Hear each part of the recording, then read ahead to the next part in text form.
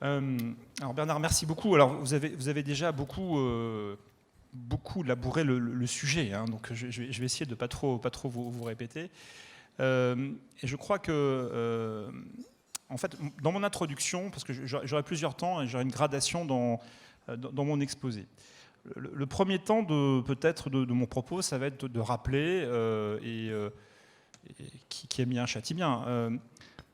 C'est normal, c'est légitime que la finance soit régulée. Il n'y a aucun doute, compte tenu de la nature systémique de nos activités, compte tenu des risques qu'on fait supporter aux sociétés, compte tenu du choc sociétal qui a été la grande crise financière. Bertrand Badret, dans son ouvrage récent, le disait très bien. En 2009, quand le gouvernement français discutait de l'avenir du RSA, le Parlement s'est écharpé sur est-ce qu'on peut débloquer une somme de 100 ou 200 millions d'euros, et au même moment, le gouvernement pouvait contre-garantir le bail-out, excusez-moi, d'une grande banque de la place sur des montants considérables. Et ça pouvait choquer l'opinion. Bon, il ne faut pas l'oublier. Il ne faut pas oublier la nature, nos responsabilités qui pèsent sur nous. Et c'est normal qu'on soit régulé. Ça, c'est le premier temps. Deuxième temps, je pense que, et je ne commenterai pas les propos du patron du SSM, je pense que le système financier depuis 10 ans, qui a été considérablement encadré, a fait d'énormes progrès. Et je ne suis pas en accord avec ce qui a pu être dit.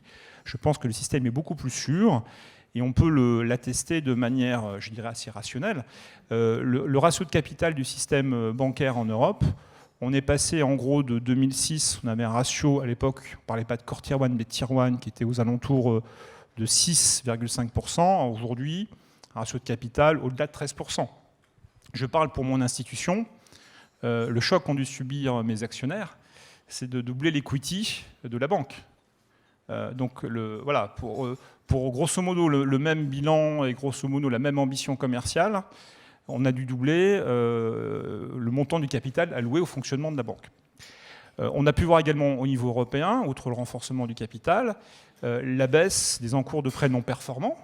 C'est une préoccupation de la commission du SSM, ça a été fait, et aujourd'hui on a, d'après le dernier sondage de l'EBA, on est en moyenne en Europe, on est autour de 3,5% en venant de 7 ou 8%. C'est considérable, l'effort d'assainissement. Et puis, tout ce qui a été fait sur la gestion de la liquidité sous stress, effectivement, fait qu'aujourd'hui, face à un choc d'ampleur, je pense que le système est beaucoup plus solide et réagirait de manière, je dirais, beaucoup plus sereine. Alors, ayant dit tout cela, je pense que il est important d'être vigilant et de rappeler quelque chose de simple. Et j'ai 3, 4, 5 points de vigilance. Le premier point, c'est l'équilibre concurrentiel. Vous l'avez rappelé dans votre propos introductif. Aujourd'hui, la difficulté pour l'industrie bancaire européenne, je parlerai dans un instant de l'impact des taux bas, c'est effectivement la concurrence des banques américaines. Et là, je pense qu'il faut le point n'est pas de se lamenter. Le point, c'est juste de constater qu'on a une industrie bancaire aux États-Unis qui est consolidée, qui est passée par là, et ils ont bien fait. Que le niveau de marge sur les activités aux États-Unis, je parle sous votre contrôle, Philippe, n'a rien à voir avec le taux de marge qu'on a en Europe, sur des opérations de haut de bilan, et que les institutions américaines peuvent opérer à coût marginal en Europe, avec les plateformes établies aux États-Unis. Donc le marché européen, il est beaucoup plus éclaté, il est beaucoup plus concurrentiel, et aujourd'hui, on voit effectivement des institutions américaines qui peuvent opérer de manière très efficace sur ce sol européen, et des banques américaines qui, historiquement, avaient peu adopté la logique bâloise, en fait. Il n'y a que les gros établissements systémiques. Là où vous avez 3000 banques en Europe qui ont appliqué le cadre bâlois, vous en avez juste une dizaine aux États-Unis.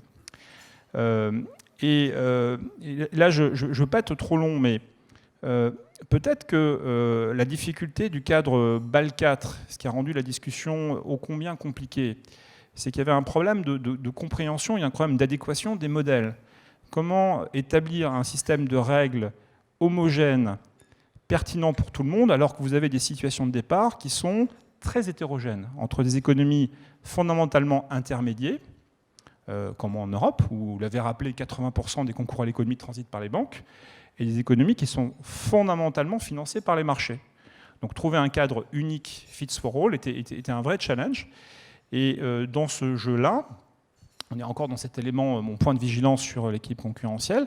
C'est vrai que le paradoxe du cadre bâlois, c'est que si on ne fait rien, enfin, d'après les calculs de l'EBA, encore une fois, ce ne sont pas les lobbies bancaires, les encours pondérés des banques vont croître de 24%, alors qu'aux États-Unis, on serait sur une baisse. C'est un élément de paradoxe.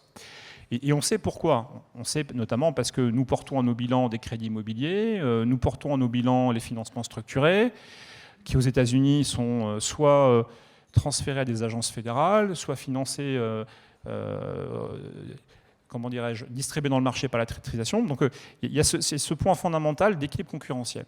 Deuxième point fondamental, c'est un point de proportionnalité, d'intelligibilité de la norme. Et c'est un sujet qui m'est très cher. C'est aujourd'hui, on a le sentiment qu'avec le nouveau mode de régulation que nous connaissons avec le SSM depuis 2004, donc il y a eu un transfert de souveraineté majeur qu'on a fait en 2014, excusez-moi, quand on a transféré la supervision en fait de la Banque de France au SSM à Francfort. Aujourd'hui, ce qui est très frappant, c'est que quand vous regardez le programme de travail, quand vous recevez vos lettres SREP du SSM, tout est prioritaire. Enfin, et vous devez littéralement, sous pression, refaire quasiment vos banques du sol au plafond, à la fois en termes de data quality, lutte contre le risque cyber, les questions de capital, de liquidité, de gouvernance, protection du consommateur. Enfin, vous avez une liste à la Prévert de 50 sujets prioritaires. Bon, quand 50 sujets sont prioritaires, on se demande où est la vraie priorité. Et ensuite, on a aussi une question vous avez rappelé les 40 directives qui ont été édictées sous l'ère Barnier. Gilles Beretta, chez nous, parle de High Frequency Regulation. Et je pense que c'est assez approprié. Il y a aussi une problématique d'intelligibilité de la norme européenne qui parfois interpelle. Il y a mon ami Jérôme Crivet qui est dans la salle. Quand vous êtes un CFO, vous devez expliquer à des investisseurs crédits quelle est la nature de la dette que vous émettez sur la bénénabilité de titres subordonnés, je peux vous dire que l'investisseur américain, il se gratte la tête parce qu'il se dit « Ok, donc il y a un instrument qui est reconnu par le SSM, mais le CRU ne le reconnaît pas de la même façon. Et puis alors, est-ce que vous êtes dans l'union bancaire, pas dans l'union bancaire ?» Vis-à-vis d'un investisseur crédit américain, c'est totalement illisible. Alors, ce que j'apprécie particulièrement en France, c'est que le Conseil constitutionnel a édicté une règle qui est l'intelligibilité de la loi fiscale. C'est-à-dire que nul n'est censé ignorer la loi. Donc ça, c'est une règle intangible du droit en France. Mais le corollaire, c'est que si chacun est censé la connaître, il faut qu'il puisse la comprendre. C'est le corollaire. Et aujourd'hui, on atteint un niveau de sophistication dans certaines réglementations européennes qui dépasse les limites. Ça, c'est mon dernier point de vigilance. Ensuite, troisième point de vigilance, c'est l'incomplétude de l'union bancaire. Et c'est vrai qu'on a commencé à poser des fondations, on a construit des murs, mais aujourd'hui, on a une union bancaire dont il manque le toit et toute l'installation intérieure. Vous l'avez évoqué, on est au milieu du gué sur la mise en commun de la gestion de la liquidité et du capital. On est au milieu du gué, pourquoi ? Parce qu'on a des régimes de faillite qui sont différents. On est au milieu du gué parce qu'on a des systèmes de garantie des dépôts qui sont singuliers. Et là, je voudrais juste vous interpeller. En dépit du coronavirus, je vais tenter d'aller en Afrique dans les prochaines heures. Ce qui est singulier, c'est que l'union bancaire bute sur quelque chose qui est résolu dans la zone franc, la zone éco, depuis des dizaines d'années. Enfin, nous avons, Société Générale, nous avons un réseau de 20 banques en Afrique, et dans les zones monétaires, quand je suis non en liquidité en Côte d'Ivoire, je peux sans problème aller financer ma filiale au Burkina Faso, au Sénégal. Bon, et ça, c'est pas possible. Ce qui est possible en Afrique n'est pas possible dans l'union bancaire. Je pense que c'est assez choquant. Il faut qu'on puisse avancer sur ces sujets. Et alors, je vais conclure. Et j'étais assez sévère sur mes 3 points. Conclure de manière sur une note un peu plus positive. Dire tout d'abord que, au bout du bout, je me félicite quand même de la qualité du dialogue que nous avons avec nos régulateurs, nos superviseurs. Au bout du bout, vous savez, nous représentons tous de vieilles institutions et chaque génération a vécu ses propres challenges. Et à nous de résoudre ceux qui sont les nôtres en ce moment. Nous sommes une vieille maison de 150 ans et je n'ai pas de doute qu'on arrivera à une application raisonnable. On va en parler de BAL 4. Et au bout du bout, ça ne remet pas en cause le sel de notre activité à tous, hein, qui est de financer le succès de nos clients. Le métier de banquier ou le métier d'assureur, ce sont de très très beaux métiers. Et en dépit de toutes ces difficultés, ça ne remet pas en cause le sel de notre activité.